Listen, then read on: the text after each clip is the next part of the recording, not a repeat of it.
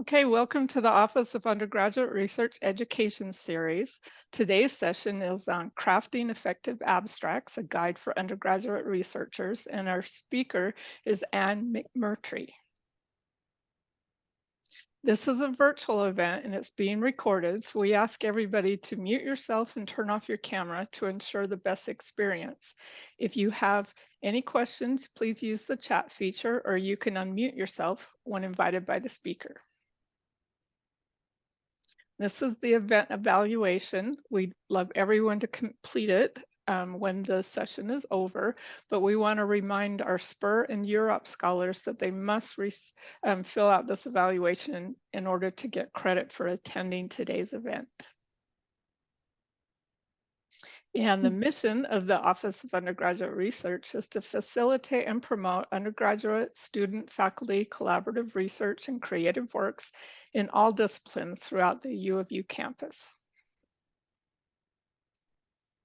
And we would like to acknowledge that this land, which is named for the Ute tribe, is the traditional and ancestral homeland of the Shoshone, Paiute, Goshute, and Ute tribes. The University of Utah recognizes and respects the enduring relationship that exists between many indigenous peoples and their traditional homelands. We respect the sovereign relationship between tribes, states, and the federal government, and we affirm the University of Utah's commitment to a partnership with Native nations and urban Indian communities through research, education, and community outreach activities. And I would like to introduce today's speaker. It's Anne McMurtrey. She is the director of the University Writing Center. Thank you so much, Shelley. I appreciate that introduction, and I appreciate the opportunity to be here speaking with you all today. Today, I'm going to talk to you about abstract writing. Um, Here's kind of an overview of what our plan is for the next 45 minutes or so. I'm going to talk about the definition. What is an abstract? The purpose of abstracts, what should go into your abstract, what it looks like formatting wise, who your audience is when you're writing an abstract. And then we're also going to do some independent practice together.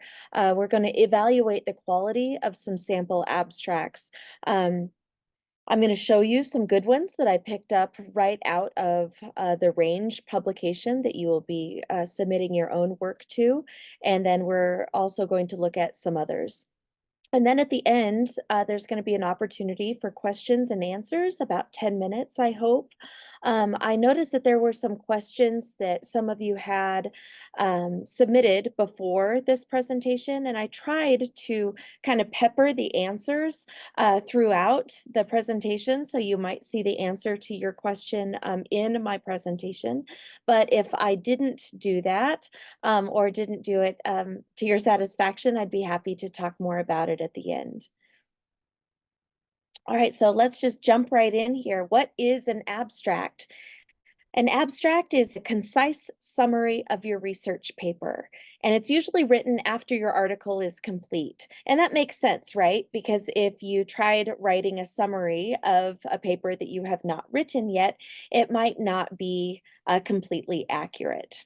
What it is not. So somebody actually asked what are some common errors or mistakes that people have made when writing abstracts that I've seen personally. And these are some of the things that I have seen, so I wanted to share those with you today. An abstract is not an introduction to your study.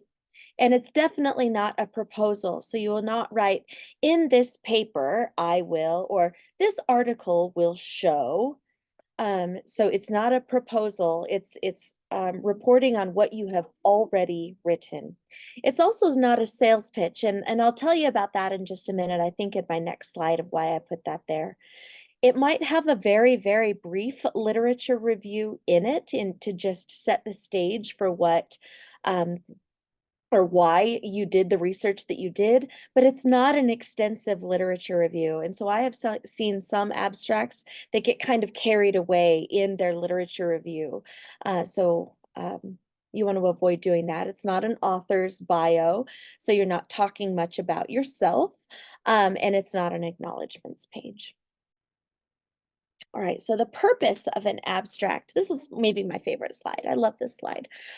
Purpose of an abstract is to provide your readers with a gist of your research so that they can decide if they want to read your paper. And so this is where I'm telling you not to make it a sales pitch. It isn't persuasive or like, you should read my paper, because instead you're just giving them the information right up front, very briefly, and they can use that to decide if they want to continue reading all of your entire article. And I'm not a STEM field person. And so I know that when I use abstracts in my own research, I don't want to go through all of the data analysis and all of the ways that a project is set up, unless I have to. So I'll look at that snapshot of somebody's work in their abstract to see if it is truly relevant enough to the research that I'm doing that I should continue reading the article. Think of an abstract as a description or overview of what your larger article is and what it does. It also supplies readers with keywords related to your project. So search engines and bibliographic databases use abstracts and titles to identify key terms for indexing your work. And that's why titles are often not super exciting, because you're trying to put in all of those key words that you want a database to pick up after you publish something, right? But abstracts do the same thing, right? You want to put in keywords into your abstract that you're going to be using in your article. Readers also skim abstracts with keywords in mind. So I know, for instance, that I'm working on a project where I'm looking at tutoring methods with AI, right? And so I want to make sure that when I'm looking through a research I'm sorry, when I'm looking through an abstract, that I don't really want to just look at tutoring methods. Tutoring methods, I feel like I'm up on that topic, and that's not what I'm specifically looking for. But I'm looking for terms like Chat GPT or AI, as I'm looking at that abstract to see if this is going to be useful. And I would also hope that that would be in the title. It also gives readers an idea about your position or findings on your research topic. So you wouldn't necessarily say like this paper is going to talk about research methods in AI or with AI. It would say instead, a, a a study was done where these were the findings, and it would list them in XYZ in relation to AI. And I'll show you an example of that, I think, on the next page. Yeah, so I'm gonna actually jump down to the little note down on the bottom before we get to the content. I say, don't say that the study examines the cause of addiction. I mean, that might be what your paper actually does, but instead in your abstract, you're going to write, people become addicted because of X, Y, and Z, right? Instead of we examine the causes of addiction, instead get right to it in your abstract. People become addicted because of X, Y, and Z. Don't say that your study determined the lead causes of academic success in unhoused women ages 18 to 29. That is useful information, of course, and that is what your paper does. But in your abstract, explicitly tell us what those factors were, right? Unhoused women ages 18 to 29 find academic success if X, Y, and Z. So it puts your findings right there at the forefront for people to read up on the larger details and how you got to that point in the larger article. So the content of your abstract. I found when I was looking at examples on Range that not all of these 5 bullet points were in every single one of the abstracts that were published there. But as kind of a general rule, or as a guide as you are writing your abstract, these are the things that I think you should consider. The first thing is you're setting the context or giving foundational information that sets up your research questions. So what is already known about the topic that you are researching?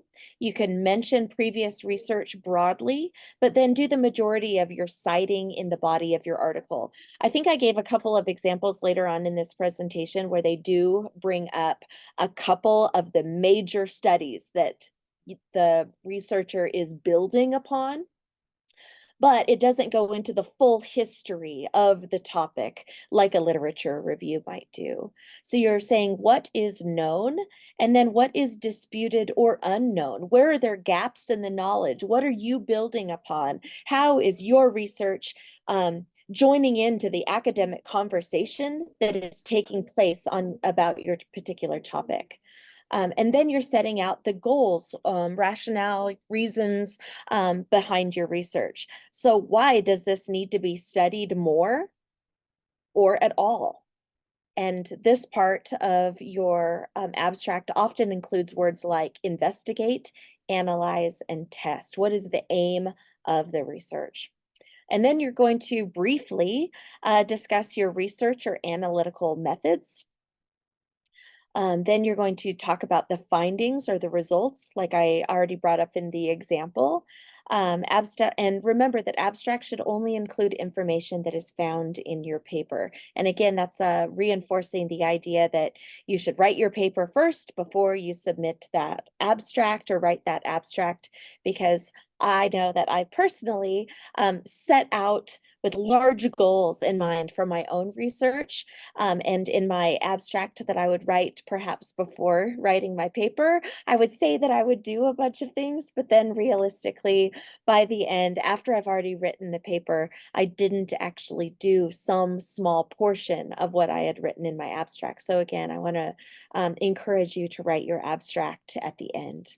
And then finally, what is at stake? What are the implications or the significance of the research that you did? So this is a big slide. This is the one that you're probably going to return to when you are writing your own abstract. It's kind of the nitty gritty, right? What is going into that summary statement? Okay, next page. So what's the format of abstracts? So I've written abstracts for lots of conference presentations and a couple of different publications, and they look different. And whatever place that you are presenting your work at probably has some specific rules for how long the abstract needs to be. I've seen ones that were 75 words. I've seen others that are 350 words. They're usually 1 to 2 paragraphs, but I have seen some that are a little bit longer. They're usually about 6 to 8 sentences, but the ones actually that I saw in range were longer than 6 to 8 sentences. So I made a little note here that says that from what I understand for the project that you are doing, you are being asked to write a project description. And if that project description is synonymous with abstract, then yours has a limit of 2,100 characters, which is approximately 300 words. So you don't want to go nuts and write something very long, only to be asked to pare that down even further. It's usually single space, Times New Roman, 12-point font. And it's always perfectly proofread and flawless. I want to just remind you that this is the first thing that your readers will see. And in fact, more people will probably see your abstract than your article. I hope that doesn't hurt anyone's feelings out there.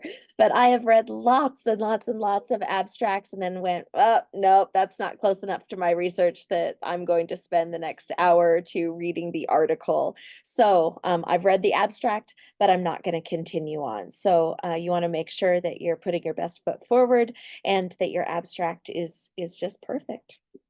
No pressure or anything. All right, so who's the audience? Again, people who want to determine whether your full article contains the information that you're looking for. And so these people are an educated audience for sure, probably people within your field or who are interested in the information that you're going to be presenting.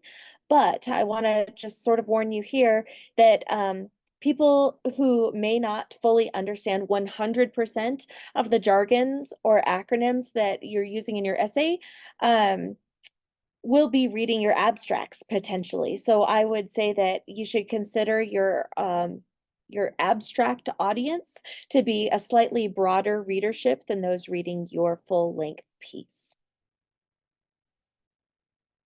Okay, I know this is a lot on a slide, so I'm sorry about that.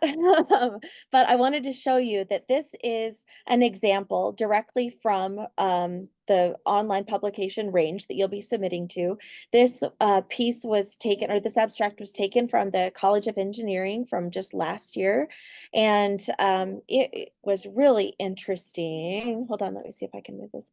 Importance sampling techniques for the analysis of genetic circuits by Peyton Thomas. That's wonderful. Okay, so what I've done here is I have color coded what Peyton, what this researcher was doing in their abstract here. So you'll see that that about half, I would say, of this abstract is the topic background, the context for their research, just giving people a foundational understanding of the topic before they tell us what research methods they're going to use, or what's at stake for their particular research of what they're adding on. I don't want to read this out loud, but I would like you to take just 1 minute. I'm going to sit here awkwardly for 30 seconds or so for you to read through this. And then we can also return to this at the end if we want. I have this question here in yellow. What are the research findings, right? Like that was something that I said that should be in your abstract. But again, I'm not from the College of Engineering, so I wrote, maybe I'm not getting it. So I'm going to, this is just one example, and we're going to look at, I think, 3 of them. Um, but I'm going to sit here awkwardly for a minute while you read through it, and then we can move on to the next one.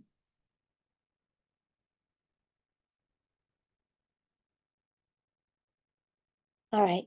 One thing that I love about this particular abstract is the part that it says, to address this challenge, there are these algorithms that have been developed that use importance sampling as a variance reduction technique to estimate the probability of glitching behavior. However, these methods are often unreliable and impractical for the use in design workflows. Okay, so we're getting to, so there's a challenge that they presented at the beginning. There is something already in place. However, these methods are often unreliable and impractical for the use in design workflows. Okay, so as a result, mathematical analysis of these methods is necessary to identify the reasons why they fail. Okay, and then here's where they come in. To meet this need, we performed this comprehensive mathematical analysis. To achieve this, we developed several case studies. Okay, great. Those are the research methods. And then it says this analysis provides crucial insights into the development. It will guide the future. But I guess I felt like I wasn't understanding what they found, but I'd be interested to hear from an engineer in this when we get to the Q&A portion. I'm going to jump right into the next one so you can see how somebody else handled their research, their results and findings. Again, that part in yellow. So this one was taken from the School of Medicine from the Range publication just last year again. And we have the topic background, the context. It presents justification for your own research, right? So again, lung cancer, it's the deadliest cancer in the United States. It gives some information about what this researcher will be looking at. And then the research methods, we intend to inform the design of a doctor prescribed patient facing mobile health tool. Great. And then, so it tells us a little bit about the methodology. It included focus groups and surveys. to solicit patients' needs and assess their perception of usefulness and ease of use. Great. And then research or results and findings. Overall, this is what we found. The participants' feedback supports the further development of the tool. We found many valuable recommendations to improve the usefulness and ease of use of a patient-facing SDM tool. And then what's at stake, or the implications or the significance of what that researcher found. These recommendations will be used to inform the next steps in the development process. Anyway, it's the going forward, right? So you can kind of see that again, about half or a third at least of this abstract is in red, the topic background, or the laying the foundation for your reader. Then it jumps into what contributions that researcher is going to provide, and then their results, and then what's at stake. Great. All right, so the next example. This one has about half, again, with that topic or background. This is coming from the social and behavioral sciences, the religious trauma effects on LGBTQ plus individuals in the LDS context, by Catherine Howard. Okay, so Howard presents an issue here with the topic and other studies that have already taken place. However, previous research has failed to fully measure the effect that the timing and length of participation and membership in these religious institutions have had on the trauma experienced. Okay, so then is this researcher doing then? What is Howard's contribution? The research methods. This study is a follow-up from the one that was done in 2021. The same participants were contacted. Great. So here's some research methods on what they did, and then the results and findings. There was a total of this many respondents with a mean age, and here are the percentages. This is what we found. And I loved this one because this gets, it reminds me of that example that I gave early on, where it's like, tell us the findings just explicitly in that abstract, if possible. If you can pare it down to something that is digestible early on, right? Tell us what happened. Regarding church activity, 64% reported this. And then and then it continues on into another paragraph. Okay, and then I said another great example can be found here. I'm not actually going to click on that because I think it'll open up another page and I might screw up our screen share here. But there is a really good example. I think that the author's name is McMurtrey also. Woohoo! But it's not me. But it was just a really good one that I thought illustrated these different parts of an abstract quite well. Right. So now we're going to jump into the independent practice part. So what I'd like you to do, I actually hope that people will discuss out loud, have a mini discussion. We have plenty of time this morning. We can read this together. I'll read it out loud, and then I'd like to hear from a number of you about what you're noticing. I didn't color code it, but remember kind of how I did that, where the red was the background, and then blue was research methods, yellow was what the findings were, and then the green was the significance, what's at stake, or what should we do going forward. So this is an abstract that was tweaked a little bit, but it's something that I've actually seen in the Writing Center. Okay, so I'm going to read this out loud and then we'll open it up for discussion. Okay, there are homeless people in Salt Lake City. We used a mixed methods approach to see what factors led to the success of unhoused women ages 18 to 29 who were attending school at Salt Lake Community College in 2023. We found that access to mental health services and scholarships significantly enhanced academic performance amongst women experiencing housing insecurity. The study underscores the need for comprehensive support systems tailored to the unique challenges faced by unhoused women in Utah. Okay, so that's what we have. Let's go into the pros and cons. What are the strengths and weaknesses that we notice in this particular abstract. There's really no background in the first sentence. It's kind of redundant for weaknesses. Okay, yeah, so just that isn't enough background that there are homeless people in Salt Lake City. True, right? Yes. Yes. But it's not giving us an adequate introduction into the research that needed to be done, right? That was great, Hayden. Anyone else? Strengths, weaknesses? Yeah, I had one about strength. Uh, so even though like language might not be ideal here, they do dive right into like the target research group Okay, yes. or like the study group, and then they also like mention uh, like the findings directly. They don't give any statistics, but they still kind of like point towards it. Yeah, but they did, I mean, they didn't say that this many percent said this, or we found that there was a 30% increase. I mean, all of that would have been so much better than what we have here. But I do like that there is, instead of just saying there were reasons why some people were more successful than others. Yes, that is true. But in this abstract, they actually named those things: mental health services, access to mental health services, and scholarships. And so they did a pretty good job there. I just would have loved for them to take it the next step. Yeah, great. Thank you. I noticed where it says the study underscores the need for comprehensive support systems. This would have been a really good opportunity for the author to complement their background. So what support systems were available and why does this, like, because from what we're reading here, it doesn't say how many support systems they have available or what that looks like.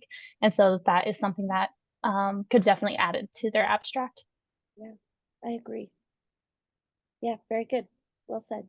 Yeah, I was just wondering if you had any advice on like balancing, like keeping it short and concise, not short, but concise, Yeah. but also not specific enough. Because like this one, obviously it is a little bit dry, but it's just like to me, how do you go more into detail without like writing too much? Well, yeah, no, that's a great, great, great question.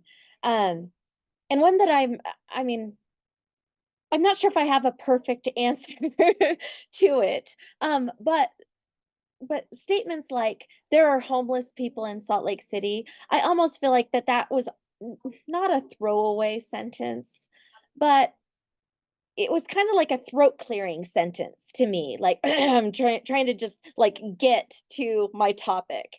But instead, I think that presenting what the actual problem was, or getting to the age group that they're going to be talking about, like what brought them to this study? Why would they look at 18 to 29-year-old unhoused women, right? Like get me to that in some way that's a little bit more, oh, how do I say this? I was going to say logical, but that's not probably what I mean. Just going from that big, there are homeless people, that's almost like saying since the beginning of time in your research, right? Or in persuasive essays. Instead, I would get to what why we are looking at this particular group, what has been found that spurred the need for this particular study that was done. And then I would say that if there are some digestible statistics, those are useful. But I also read, sorry, you engineers, I don't have an engineer background, so I'm going to throw you under the bus just a little bit here, that I've read some engineering papers and even some abstracts that were so intense with the math that I'm not sure if, well, I couldn't understand. I couldn't understand them. So again, I might have somebody who is more confident in engineering say if abstracts really should have all of that. It kind of seems to me again that it should be something that can be digestible by somebody who is familiar with the topic, or familiar with the discipline, but maybe doesn't know exactly what you know because you've spent the entire summer or your entire career looking at this one particular subset within your particular discipline. So how do you make it short but not too short, have enough detail but not too much detail? I'd say, and this is always such a unsatisfactory answer for people, but if you read a bunch of abstracts, you'll get a better sense about how much detail should go into them. And so there is a link that I have later in here that's just for range about what your particular audience is looking for. So I would look under your particular discipline and click on all 5 or 6 publications and look at those abstracts to see what has been accepted in the past.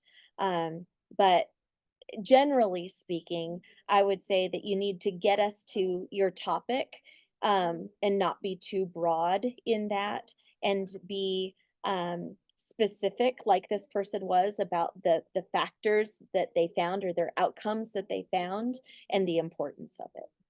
So I'm going to click, hopefully, yep. So my notes here that I took for myself was that there was an inadequate background of the topic and just no justification of the study. So just because there are unhoused individuals in Salt Lake City, why does that mean that we have to do a study or this particular study? Also, I wrote that there was an inadequate methodology, a mixed methods approach.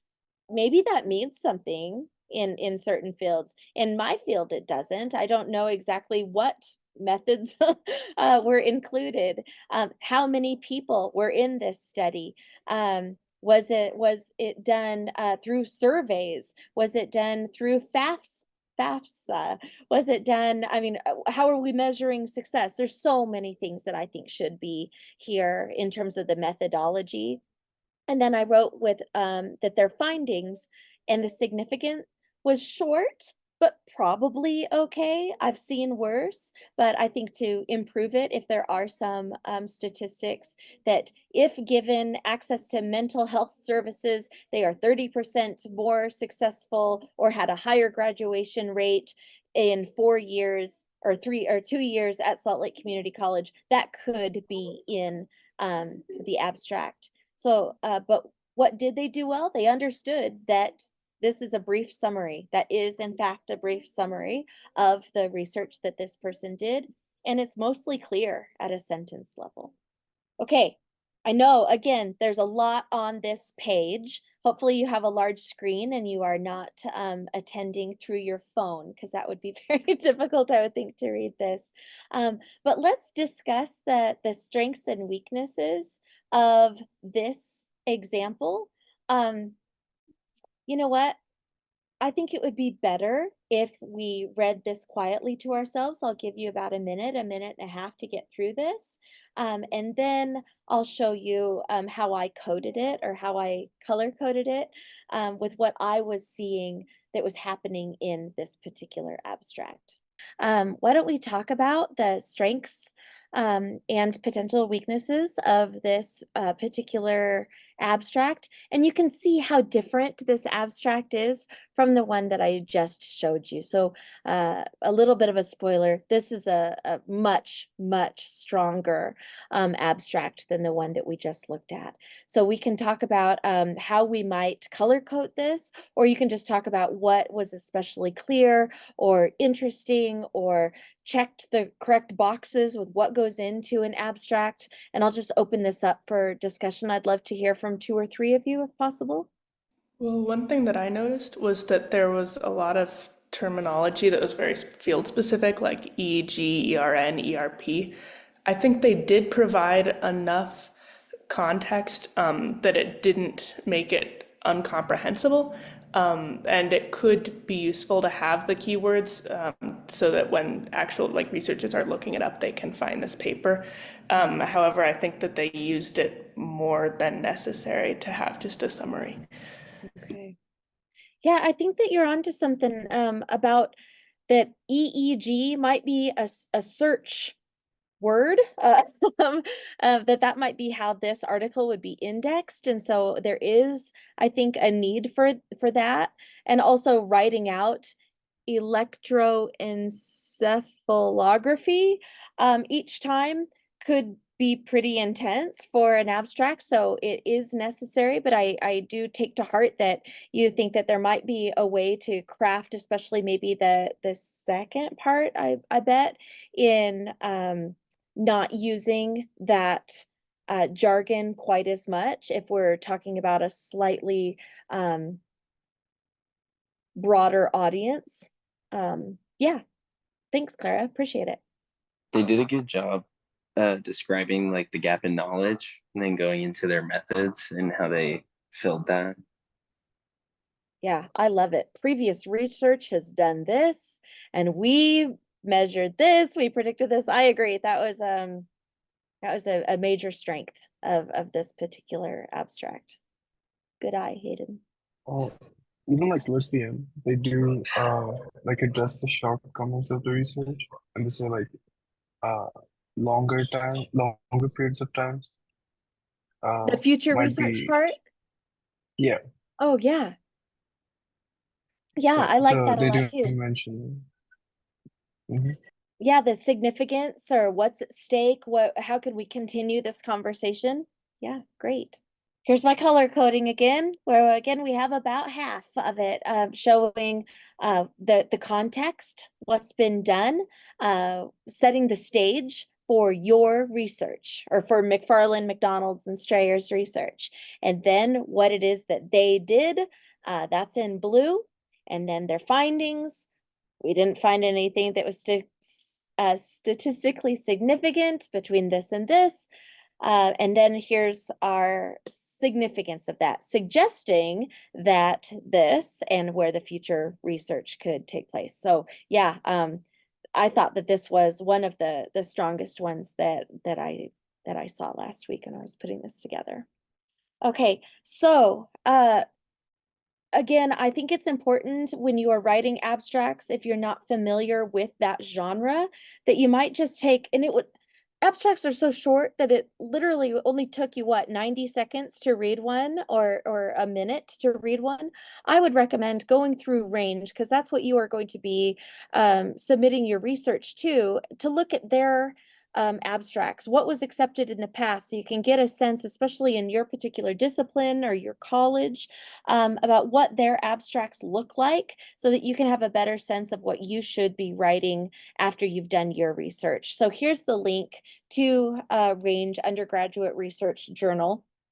But then also, I wouldn't be me if I didn't say that you can always come to the Undergraduate Writing Center, to the University Writing Center, to have one of our interested and trained readers take a look at your abstract or your whole article for that matter. We would love that. And we are not busy this summer. I'm actually giving this presentation right now in the Writing Center. We have 2 tutors who are just hanging out here waiting for someone to come in to talk to them about their papers. So we are located in the Marriott Library, room 2701. I also know that many of you are not in Salt Lake City right now, though, and so we can do tutorials over Zoom. Most tutorials take about 30 minutes long, but some tutorials are only 5 minutes. You know, hey, can you make sure that I cited this correctly? We'll take a look. Yep, it was cited correctly. Way to go. Do you have any other questions? No? Okay, well, thanks. See you later. Or we have some people who bring in very long research papers, and we do have 60-minute tutorials for them. We are open 7 days a week this summer. We have morning hours, evening hours, weekend hours, and we would love to work with you. You can make appointments at our website, writingcenter.utah.edu. You use your CIS username and password to log in, or you can just walk in again in the Marriott Library on the west entrance in room 2701. So now I want to open this up to any questions that we have. We have about 10 minutes for us to just chat about abstracts, or you can tell us about your experiences with them. I'm also interested if there are any folks who have used AI with writing their abstracts. I'm not sure if that's even allowed with your particular group, but we do see a fair number of that these days in the Writing Center, and how we might want to tweak those and author them so that they sound like a person, first of all, and second, so that they actually do what an abstract is supposed to do, with the most important parts of your research being included. Anyway, I'd just like to open this up to any questions that you have, and I'm hoping that I answered most of your questions that you submitted early on within the presentation itself. Yeah. Hi. So I just had like I just want to get clarification on one thing. Sure. So for the range, are we supposed to submit an abstract for the research student, or is it like a bit more general submission that we'll have? Yeah, I Sorry. can actually Go ahead. answer that question for you, Varun. So yeah, for the range submission, you are welcome to submit sort of an abstract. We do welcome longer submissions if you'd like, but you could also submit, a research reflection about your experience and about your work. It's just kind of going to be depending on what the work that you and your mentor do, excuse me.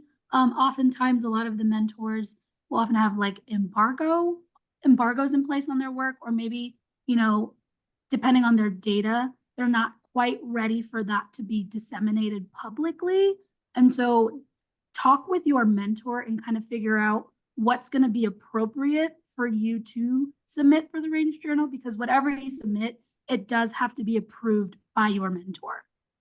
So if there is going to be, some issues of like releasing data, you might want to think about submitting, a research reflection as opposed to like an abstract. And I guess that also I'm hoping that you can, I was specifically thinking of Range, and I brought in examples from Range for this presentation, but most of these things you can take forward with you as researchers beyond this summer, right? Most of the things that I've submitted for publication have asked for an abstract, and I think all of my conference proposals and presentations have asked for abstracts.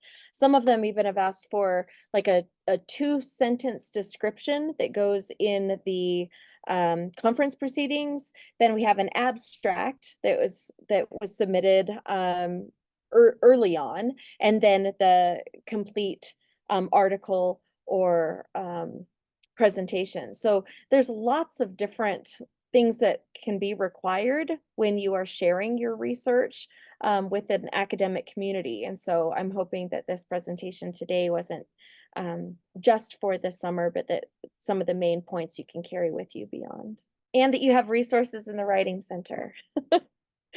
We really want to help. Any other questions or comments, concerns?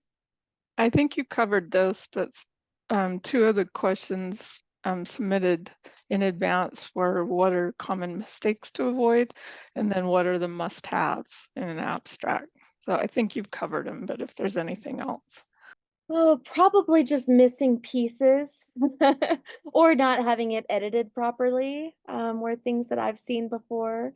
I've seen a lot of abstracts that act as introductions or proposals. In this paper, I will, or I hope to prove that, and that is not what the purpose of an abstract is. You're not trying to convince anybody to fund your research, for instance. The research has already taken place and you are reporting back on your findings. And then you have to create a context for why that research was done in the first place and how it kind of fits in the puzzle of the work that has already been done. When I was an undergraduate, this is a little tangent, but we have a second. When I was an undergraduate doing research or writing papers, I mean, I always got straight A's, okay? But that didn't make me a great researcher. It didn't even make me a great reader, to tell you the truth. I would read a piece in literature, and then I knew what I wanted to say already, and I would just go through journals that were respected. And I tried finding quotes that already matched what I wanted to say. And then I just kind of threw them into my paper to say, see, that person also agrees with the way that I read this particular text, right? But I wasn't actually entering into the conversation that was taking place in my field about that particular piece. Or same thing when I was in education. I wasn't entering into a conversation, a true conversation, where people are answering one another. And as I've gotten older and more experienced in academia, I've just really shifted the way that I view research and that I view reading articles in journals instead of just trying to find quotes, which is again what I used to do. Instead, I'm reading to see, oh, this is the problem or the issue and what has been said on it. Oh, this person says this, and this other person is adding on to what that person said, or this person is arguing with this person and they're agreeing with these particular points, but they take issue with the way that this research was done or this particular part.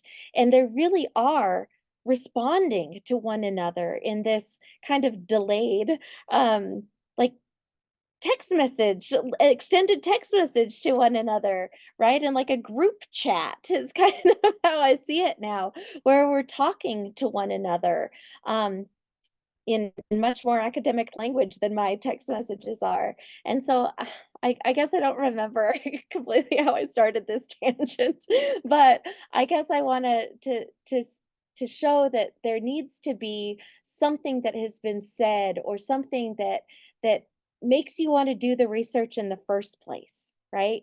You're not the first person, maybe, or maybe you're the first person to notice a hole in the research or something that needs to be said and needs to be done.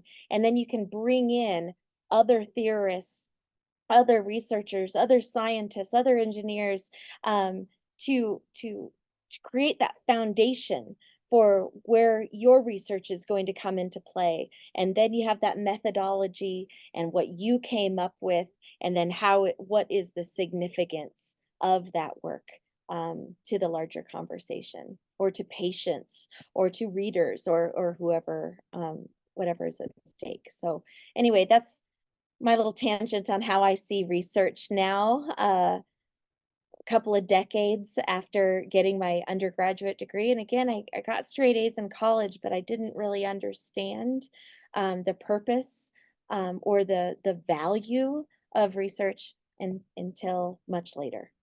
There's my email address if you have any follow-up questions. Okay, well, thank you, Anne. We really enjoyed this presentation. I think it will help a lot of students figure out their abstract. And I just want to remind everybody about the event evaluation. I'm putting the link in the chat right now. Please, the SPUR and Europe scholars must fill this out in order to receive credit for attending the event today.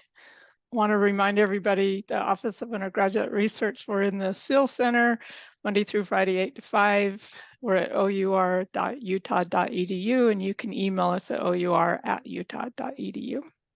So thank you again.